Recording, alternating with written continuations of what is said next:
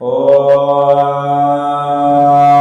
ಶತಾಯುರ್ವಜ್ರದೇಹಾಯ ಸರ್ವಸಂಪತ್ಕರಾಯ ಚ ಸರ್ವಾರಿಷ್ಟವಿನಾಶಾಯ ನಿಂಬಕದಳಭಕ್ಷಣಂ.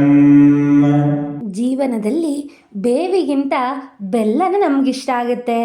ಬೆಲ್ಲದಂಥ ಬದುಕು ನಮ್ಮದಾಗಲು ಯುಗಾದಿ ದಿನ ಕೇಳಲೇಬೇಕಾದ ಮಂತ್ರವನ್ನು ಈ ವಿಡಿಯೋದಲ್ಲಿ ಪಠಣ ಮಾಡೋಣ. ಕೇವಲ ಈ ಮಂತ್ರದ ಶ್ರವಣ ಮತ್ತು ಪಠಣದಿಂದಲೇ ದೀರ್ಘಾಯುಷ್ಯ ಪ್ರಾಪ್ತಿಯಾಗುತ್ತೆ. ವಜ್ರದಂತಹ ಗಟ್ಟಿಮುಟ್ಟಾದ ದೇಹವು ನಮ್ಮದಾಗುತ್ತೆ.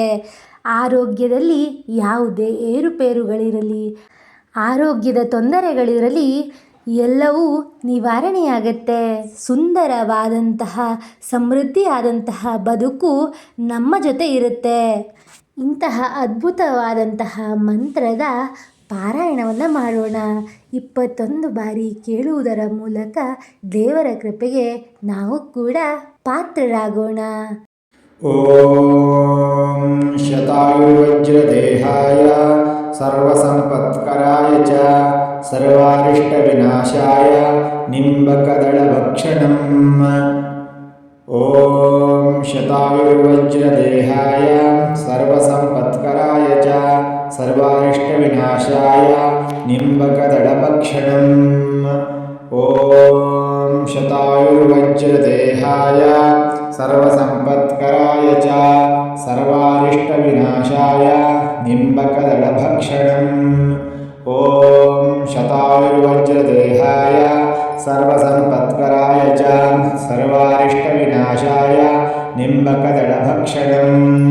ಓಂ ಶತಾಯುರ್ವಜ್ರದೇಹಾಯ ಸರ್ವಸಂಪತ್ಕರಾಯ ಚ ಸರ್ವಾರಿಷ್ಟವಿನಾಶಾಯ ನಿಂಬಕದಳಭಕ್ಷಣಂ. ಓಂ ಶತಾಯುರ್ವಜ್ರದೇಹಾಯ ಸರ್ವಸಂಪತ್ಕರಾಯ ಚ ಸರ್ವಾರಿಷ್ಟವಿನಾಶಾಯ ನಿಂಬಕದಳಭಕ್ಷಣಂ. ಓಂ ಶತಾಯುರ್ವಜ್ರದೇಹಾಯ ಸರ್ವಸಂಪತ್ಕರಾಯ ಚ ಸರ್ವಾರಿಷ್ಟವಿನಾಶಾಯ ನಿಂಬಕದಳಭಕ್ಷಣಂ. ಓಂ ಶತಾಯುರ್ವಜ್ರದೇಹಾಯ ಸರ್ವಸಂಪತ್ಕರಾಯ ಚ ಸರ್ವಾರಿಷ್ಟವಿನಾಶಾಯ ನಿಂಬಕದಳಭಕ್ಷಣಂ. ಓಂ ಶತಾಯುರ್ವಜ್ರದೇಹಾಯ ಸರ್ವಸಂಪತ್ಕರಾಯ ಚ ಸರ್ವಾರಿಷ್ಟವಿನಾಶಾಯ ನಿಂಬಕದಳಭಕ್ಷಣಂ.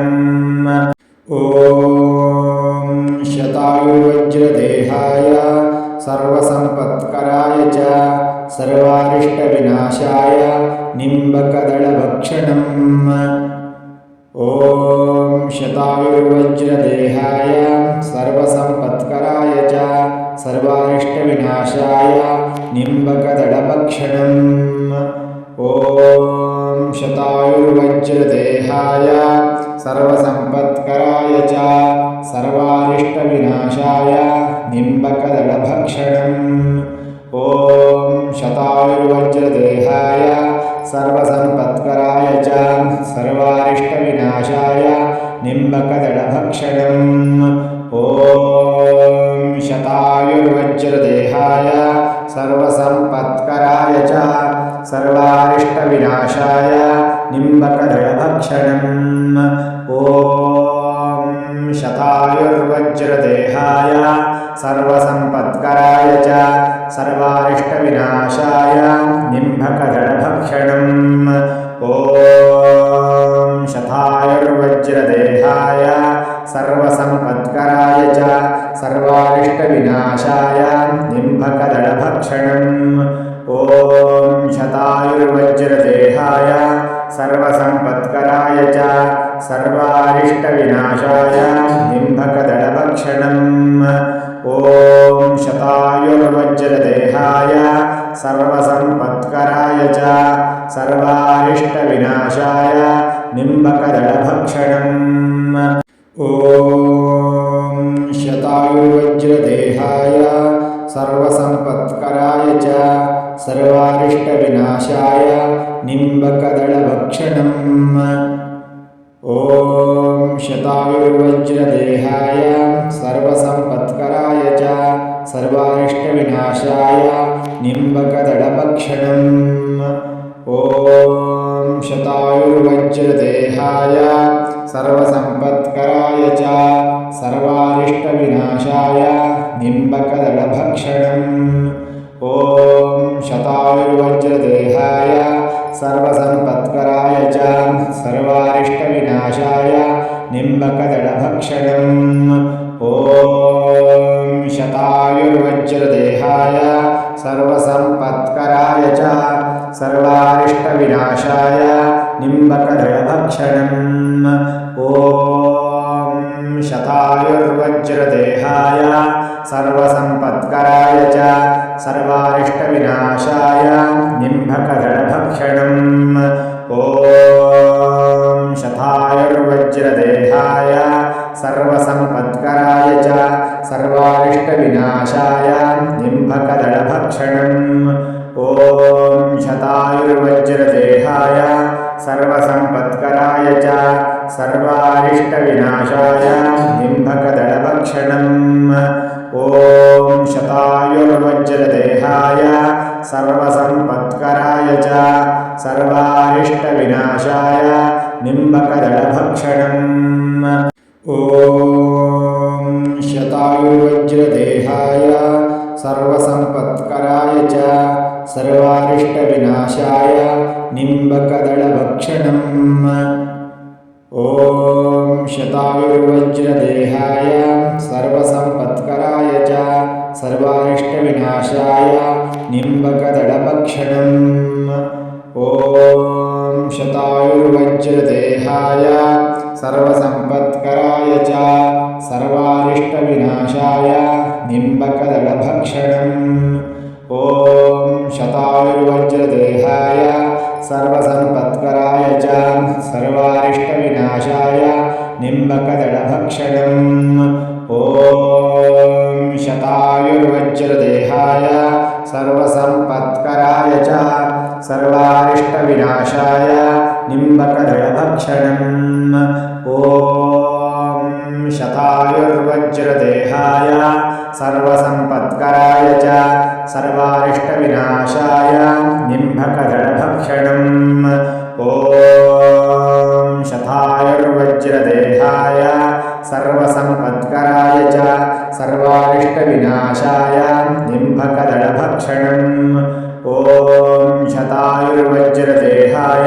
सर्वसम्पत्कराय च सर्वारिष्टविनाशाय निम्बकदळभक्षणम् ॐ शतायुर्वज्रदेहाय सर्वसम्पत्कराय च सर्वारिष्टविनाशाय निम्बकदळभक्षणम् ॐ शतायुर्वज्रदेहाय सर्वसम्पत्कराय च सर्वारिष्टविनाशाय निम्बकदळभक्षणम् ॐ शतायुर्वज्रदेहाय सर्वसम्पत्कराय च सर्वारिष्टविनाशाय निम्बकदळभक्षणम् ॐ शतायुर्वज्रदेहाय सर्वसम्पत्कराय च सर्वारिष्टविनाशाय निम्बकदळभक्षणम् ॐ शतायुर्वज्रदेहाय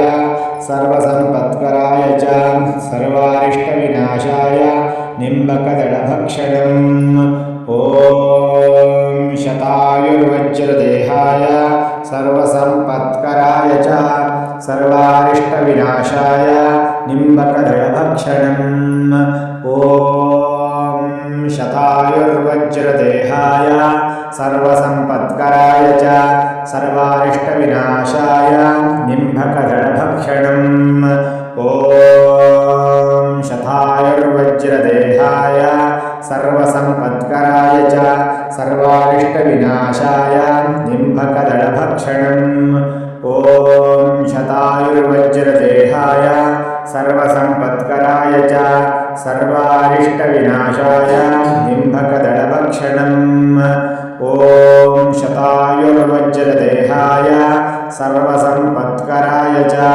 सर्वारिष्टविनाशाय निम्बकदळभक्षणम् ॐ शतायुर्वज्रदेहाय सर्वसम्पत्कराय च सर्वारिष्टविनाशाय निम्बकदलभक्षणम् ॐ शतायुर्वज्रदेहाय सर्वसम्पत्कराय च सर्वारिष्टविनाशाय निम्बकदलभक्षणम् ॐ शतायुर्वज्रदेहाय सर्वसम्पत्कराय च सर्वारिष्टविनाशाय निम्बकदलभक्षणम् ॐ शतायुर्वज्रदेहाय सर्वसम्पत्कराय च सर्वारिष्टविनाशाय निम्बकदलभक्षणम् ॐ शतायुर्वज्रदेहाय सर्वसम्पत्कराय च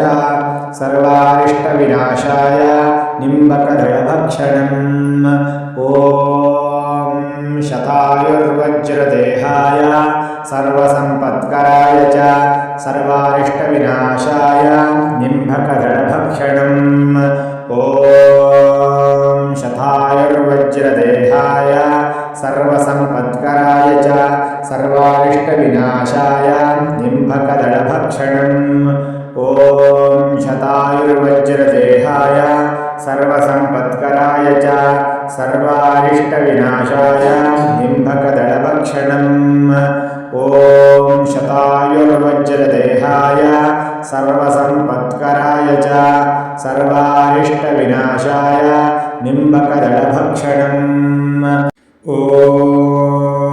शतायुर्वज्रदेहाय सर्वसम्पत्कराय च सर्वारिष्टविनाशाय निम्बकदलभक्षणम् ॐ शतायुर्वज्रदेहाय सर्वसम्पत्कराय च सर्वारिष्टविनाशाय निम्बकदलभक्षणम् ॐ शतायुर्वज्रदेहाय सर्वसम्पत्कराय च सर्वारिष्टविनाशाय निम्बकदलभक्षणम् ॐ शतायुर्वज्रदेहाय सर्वसम्पत्कराय च सर्वारिष्टविनाशाय निम्बकदलभक्षणम् ॐ शतायुर्वज्रदेहाय सर्वसम्पत्कराय च सर्वारिष्टविनाशाय निम्बकदलभक्षणम् ॐ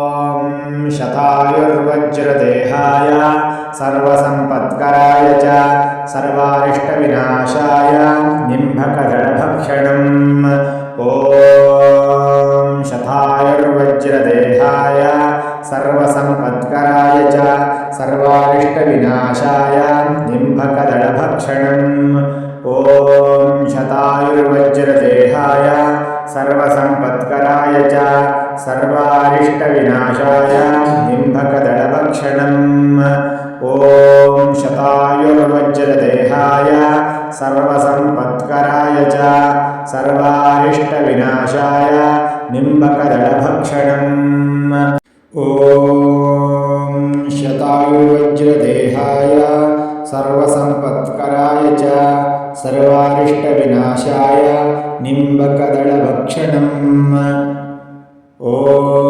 शतायुर्वज्रदेहाय सर्वसम्पत्कराय च सर्वारिष्टविनाशाय निम्बकदलभक्षणम् ॐ शतायुर्वज्रदेहाय सर्वसम्पत्कराय च सर्वारिष्टविनाशाय निम्बकदलभक्षणम् ॐ शतायुर्वज्रदेहाय सर्वसम्पत्कराय च सर्वारिष्टविनाशाय निम्बकदलभक्षणम् ॐ शतायुर्वज्रदेहाय सर्वसम्पत्कराय च सर्वारिष्टविनाशाय निम्बकदलभक्षणम् ॐ शतायुर्वज्रदेहाय सर्वसम्पत्कराय च सर्वारिष्टविनाशाय निम्बकदलभक्षणम् ॐ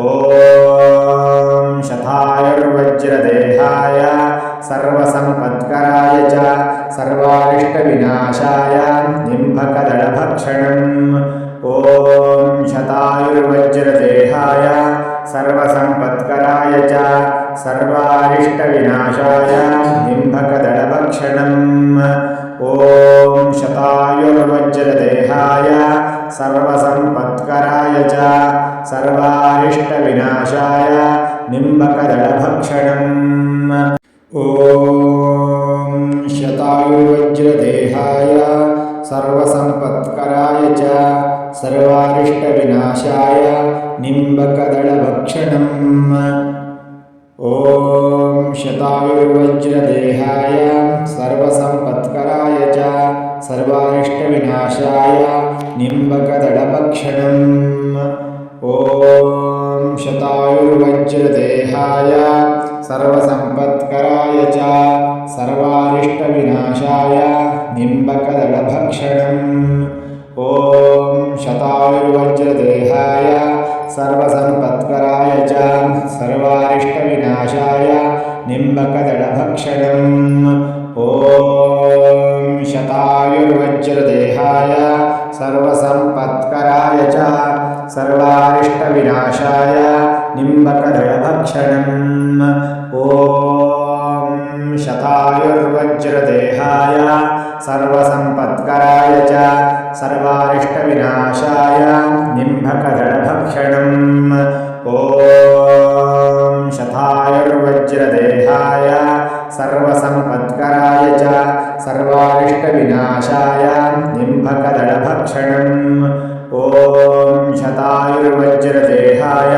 सर्वसम्पत्कराय च सर्वारिष्टविनाशाय निम्बकदलभक्षणम् ॐ शतायुर्वज्रदेहाय सर्वसम्पत्कराय च सर्वारिष्टविनाशाय निम्बकदलभक्षणम् ॐ शतायुर्वज्रदेहाय सर्वसम्पत्कराय च सर्वारिष्टविनाशाय निम्बकदलभक्षणम् ॐ शतायुर्वज्रदेहाय सर्वसम्पत्कराय च सर्वारिष्टविनाशाय निम्बकदलभक्षणम् ॐ शतायुर्वज्रदेहाय सर्वसम्पत्कराय च सर्वारिष्टविनाशाय निम्बकदलभक्षणम् ॐ शतायुर्वज्रदेहाय सर्वसम्पत्कराय च सर्वारिष्टविनाशाय निम्बकदलभक्षणम् ॐ शतायुर्वज्रदेहाय सर्वसम्पत्कराय च सर्वारिष्टविनाशाय निम्बकदलभक्षणम् ॐ शतायुर्वज्रदेहाय सर्वसम्पत्कराय च सर्वारिष्टविनाशाय निम्बकदलभक्षणम् ॐ शतायुर्वज्रदेहाय सर्वसम्पत्कराय च सर्वारिष्टविनाशाय निम्बकदलभक्षणम् ॐ शतायुर्वज्रदेहाय सर्वसम्पत्कराय च सर्वारिष्टविनाशाय निम्बकदलभक्षणम् ॐ शतायुर्वज्रदेहाय सर्वसम्पत्कराय च सर्वारिष्टविनाशाय निम्बकदलभक्षणम्